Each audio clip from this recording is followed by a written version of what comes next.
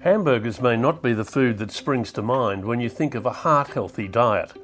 After all, for years, we've been told eating saturated fat, the kind found in red meat, causes heart disease, despite the fact that humans have eaten meat for thousands of years.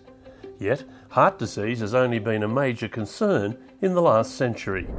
So what's the deal with eating red meat? Does it make heart disease worse, or could it help prevent heart attacks? In this video, we're going to explore the truth about red meat consumption. We'll also reveal a critical antioxidant for heart health that's found only in meat. You'll want to make sure you're getting enough of this one. Plus, we reveal 4 big mistakes people make when eating meat. But before we jump in, we'd really appreciate it if you could take a moment to like this video and subscribe to our channel. We've got amazing new content each week. Also stick around, because later in this video we'll show you how to receive 2 free gifts on us. Now let's explore the facts on red meat. Firstly, if we look at the diet our ancestors ate, for the most part it was rich in foods such as eggs, butter and meat. These are foods that are high in cholesterol and saturated fat, and yet heart attacks were rare until the past 100 years. When we eat saturated fat, typically we see a rise in the total amount of LDL cholesterol in the blood. However, some experts now say the risk for heart disease hasn't increased as a result of this, because the kind of LDL cholesterol created after eating saturated fat is large in size and buoyant, opposed to smaller, more dense LDL. Why does this even matter? Isn't any increase in cholesterol bad for heart attacks? These same experts claim there is a body of evidence that shows small, dense LDL is what's dangerous for blocked arteries, leading to heart attacks, whereas large, buoyant LDL is not. In fact, some evidence suggests the risk is 3 times greater with small, dense LDL. They also claim that the real risk is the amount of triglycerides compared to the amount of HDL cholesterol in the blood, known as the triglyceride to HDL ratio. The higher the ratio, the higher the risk for heart attacks. Having high triglycerides and low HDL is what drives this ratio in the wrong direction. And typically when this happens, small dense LDL cholesterol goes along with it. If you're interested in knowing how you can find out the size of your LDL cholesterol, it's done using a test called NMR or cardio IQ. So what's this got to do with eating burgers? Well, saturated fat, the kind found in beef burgers, has the effect of causing the body to create large LDL particles and drives triglycerides down and HDL up. In other words, moving the blood markers in the right direction. However, a low-fat, high-carb diet has the opposite effect. A large study published in the American Heart Journal looked at 136,905 hospitalizations due to heart disease and confirmed this, showing the real risk was patients with high triglycerides and low HDL cholesterol levels. There are cultures around the world today that support these findings, who eat high amounts of saturated fat and yet have low levels of heart disease. 2 of note are the Inuits and the Maasai. The Inuit, who eat a traditional diet consisting of almost 90% of their calories from fat, have much lower rates of heart disease than those of the average American. Similarly, the Maasai tribal people in Kenya consume copious amounts of fat from meat and milk but have virtually no heart disease. So how about in Western countries? Have studies indicated that saturated fat consumption plays a role in heart disease? Interestingly, the science suggests that saturated fat doesn't necessarily contribute to heart disease. For example, a 2016 review that analysed many studies found that the higher the saturated fat intake, the lower the risk of stroke. Now let's look at 2 further studies which show that low-fat diets don't reduce your risk of heart attacks. First off is a study called PREDIMED. Researchers gave 7,000 participants olive oil, which contains 20% saturated fat, or nuts versus a low-fat diet. Interestingly, this study was halted. You may be wondering why. Were the people following the high-fat diet dropping like flies?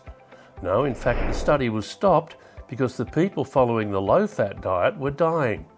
Pretty shocking, right? Now I'd like to draw your attention to a study that was conducted over a 40-year period. This study was never published, most likely because it contradicted the mainstream advice to eat a low-fat diet, and that our fat intake should come from polyunsaturated fats, the kind found in plants. In this study, the researchers studied 9,000 patients in mental hospitals. They fed one group a diet high in saturated fat and the other group a diet high in polyunsaturated fat from corn oil. Can you guess what happened? The group who ate the corn oil had a higher mortality and heart attack rate, even though they had lower levels of cholesterol. Another study done in 1965 looked at replacing animal fat in the diet with corn oil for 2 years. The researchers wanted to see if this helped lower cholesterol. And in fact it did, by 23 milligrams per decilitre. But did this reduce the risk of heart disease? The resounding answer was a big no. In fact, their risk of cardiac and total mortality was quadrupled. Did you hear that? By replacing animal fat with vegetable fat, their risk of death was 4 times greater, thus suggesting animal or saturated fat consumption may not be as bad as we once thought. In fact, some experts argue that eating animal products plays a key role in cardiovascular well-being. And we're about to discover 3 essential nutrients that are only found in meat and animal products. But first, if you can't get enough of these tips for improving your heart health, then why not download our free ebook, The Surprising Truth About Fat and Cholesterol. And if you'd really like to understand the full picture for fighting and preventing heart disease, check out episode 1 of The Untold Story of Heart Disease. Both gifts are free and waiting for you now. Just click on the link in the description below. Now let's look at some of the reasons red meat could be good for heart health. Firstly, red meat contains nutrients that aren't found in significant amounts in plant foods. For example, vitamin B12, which is vital for energy, a healthy brain, and detoxification. This is essential for heart health. Studies suggest people who are deficient in this vitamin risk having elevated levels of homocysteine. High blood levels of homocysteine have been linked to an increased risk of heart disease. Therefore, ensuring you have adequate vitamin B12 intake could be helpful to prevent heart disease. Beneficial fats such as omega-3s, EPA and DHA. EPA is important for reducing inflammation, and DHA has been found to be beneficial for high blood pressure. Preformed vitamin A. Additionally, animal products are a higher source of iron, zinc and vitamin B2, riboflavin. Further to this, for people who don't eat meat and live far away from the equator, during the cooler months, deficiency in vitamin D can be a big problem. This is because the body creates vitamin D when exposed to adequate sunlight. However, during winter, where sunlight doesn't provide enough, animal products can be a good source. Recent research has shown that lower levels of vitamin D are associated with increased risk of cardiovascular disease.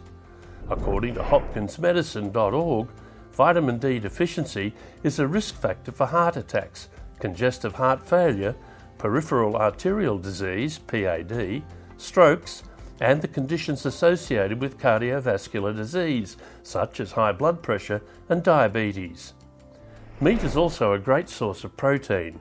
Protein is made up of amino acids, which all play an important role in health and preventing chronic diseases such as atherosclerosis. For example, taurine, an essential nutrient for heart health, also carnosine, which is made from the binding together of amino acids. This is an antioxidant that offers protection from diseases and improves athletic performance. It also prevents glycation from sugar. This is critical for avoiding heart disease, as glycated cells can damage arteries and increase risk of heart attacks. Red meat is also a source of antioxidants such as vitamin A and CoQ10. 2 examples are coenzyme Q10, also known as CoQ10, and retinol, which is performed vitamin A. However, CoQ10 is vital for heart health. Dr. Stephen Sinatra was one of the first cardiologists to recognise the healing power of CoQ10 for the heart. In the same way that a gasoline engine can't work without spark plugs, our body can't work without CoQ10. A CoQ10 deficiency can have catastrophic effects on the heart. Therefore, it's important that we get it from our diet. The only place we can get significant amounts of this enzyme is from animal products, especially organ meats such as heart and liver. As you can see, eating meat is helpful for getting nutrients that keep our cardiovascular system healthy. However, are there certain types of meat we shouldn't eat? We're going to learn about some important things to avoid when eating meat in just a sec. But first, if you can't get enough of these tips for improving your heart health, then why not download our free ebook, The Surprising Truth About Fat and Cholesterol. And if you'd really like to understand the full picture for fighting and preventing heart disease, check out episode 1 of The Untold Story of Heart Disease. Both gifts are free and waiting for you now. Just click the link in the description below. When choosing meat, it's important to note that the majority of the meat consumed in America is feedlot raised from factory farms. The animals have been loaded with antibiotics, steroids and hormones and fed the equivalent of a processed food diet. Therefore, their meat can be high in inflammatory fats such as omega-6 and provide little omega-3. However, grass-fed organic meat is a different story. It has been raised organically without hormones, steroids and antibiotics. It contains a much better ratio of omega-3 to 6 fat. A 2010 review compared grass-fed animals to grain-fed. It found that grass-fed animals had higher levels of heart-healthy omega-3 fats. Numerous studies also suggest that cows on grass-fed diets have elevated precursors for vitamins A and E, plus antioxidants such as glutathione and superoxide dismutase activity in comparison to cows fed grains. As you can see, the way the cow is fed and nurtured is an important factor to consider when eating meat. But are there other factors to consider when it comes to eating meat? This leads me back to the humble hamburger. If made from grass-fed organic meat, the burger itself could be highly nutritious. However, you also have to take into account the way it's been cooked. Meat that is cooked on a super high heat is less nutritious than one cooked slowly on low heat. When meat is cooked slowly, it retains its nutrients and is easier for our body to digest. Plus, high temperature cooking, grilling, roasting or broiling can increase your chances of developing hypertension. One study looked at over 100,000 people for 12 to 16 years. It concluded that those who cooked animal proteins at higher temperatures were more likely to develop high blood pressure. Another aspect to consider when cooking meat is the oil used. Most burgers are cooked using cheap vegetable oil. For years, these types of oil have been marketed as heart healthy. However, these oils are a wholly modern convention, popularised in the 20th century as a low-cost alternative for animal fats. They've quickly risen to comprise the majority of the fat we eat. But rather than promote heart health, we've seen quite the opposite. This is because seed oils are mostly linoleic acid, an omega-6 polyunsaturated fatty acid. This fatty acid is unstable and prone to oxidative damage when exposed to heat.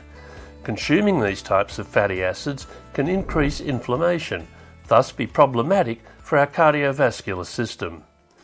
As you can see, hamburgers that have been cooked on a low heat without toxic vegetable oils and made from clean meats can be highly nutritious. But what about the things we eat with our hamburgers? Most hamburgers are eaten with a bread bun and added sauce. Both of these can be problematic. Eating flour-based products such as bread can cause a rapid elevation of blood sugar. Plus, many sauces such as barbecue and tomato are very high in sugar. When you have high blood sugar, this can create a process called glycation. Glycation is when sugar attaches itself to proteins and fats in your blood. This can create sticky blood cells which can't flow easily. When blood can't flow well, it can cause an elevation in blood pressure. Further to this, the glycated cells can result in a plaque buildup in our arteries. These plaques can eventually cause heart attacks and strokes. Removing grains from the diet can be hugely beneficial for reducing cardiovascular risk factors, as a 2009 study indicated. The study divided the participants into a paleo diet group versus diabetic diet. The diabetic diet group ate low-fat and increased whole grains, whereas the paleo group avoided grains, processed sugars, legumes and dairy.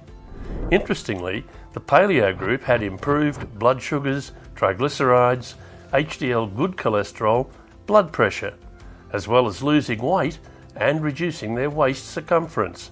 So if you want to enjoy a burger, then be sure to source grass-fed meat, cook it on a low heat, avoid using vegetable oils, instead opt for extra virgin olive oil when cooking. Be sure to eat it with lots of vegetables. Plus, leave out the breads and sauces and your heart will thank you for it. So there you have the facts on hamburgers and how they can help prevent heart attacks. Make sure to stay tuned to Heart Disease Code to discover more wonderful nutrition and wellness insights. And once again, don't leave without grabbing both of your 2 free gifts. Just click that link below. Thanks for watching. Have a heart healthy day.